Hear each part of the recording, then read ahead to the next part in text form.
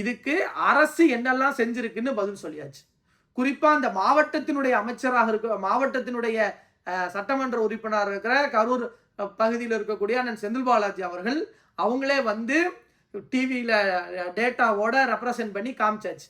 நீ என்ன பண்ற, இப்பவும் உட்கார்ந்து கான்ஸ்பிரசி தியரி எழுதுறது. யாரோ கூட்டத்துக்குள்ள உள்ள நுழைஞ்சிட்டான், அவன் தான் இங்க வந்து புகமூட்டத்தை ஏற்படுத்தினான்.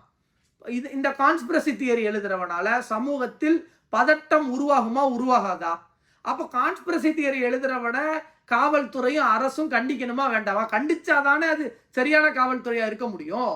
அப்போ அந்த கான்ஸ்பிரசி தியரி எழுதுறவனை தான் இன்னைக்கு கண்டிக்கப்பட்டிருக்கு. குறிப்பா இன்னைக்கு உயர்நீதிமன்றம் ஆதவ அர்ஜுனாவுடைய வழக்குல தெளிவா ஒரு ஸ்டேட்மெண்ட்டை கொடுத்திருக்கிறாங்க. என்ன அப்படின்னா, ஒரு சின்ன வார்த்தை கூட சமூகத்தில் மிகப்பெரிய பதட்டத்தை ஏற்படுத்தும்.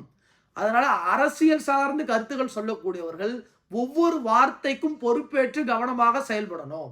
அப்போ சின்ன வார்த்தை கூட சமூகத்தில் பதட்டத்தை ஏற்படுத்தும்னா, நீ வந்து அந்த மாவட்டத்தையே உழுக்கிற மாதிரி இஷ்டத்துக்கு நீ பதிவு போடுவ, ஒரு கான்ஸ்பிரசி தியரி எழுதுவ, ஒரு இன்டர்வல் பிளாக்ங்கிற மாதிரி கொண்டு போவ. இப்ப 41 பேர் உயிர் போச்சு, அதுக்கு இவங்க தான் காரணம் அவங்க தான் காரணம்னு உன் வாய்க்கு வந்ததெல்லாம் நீ எழுதுவ.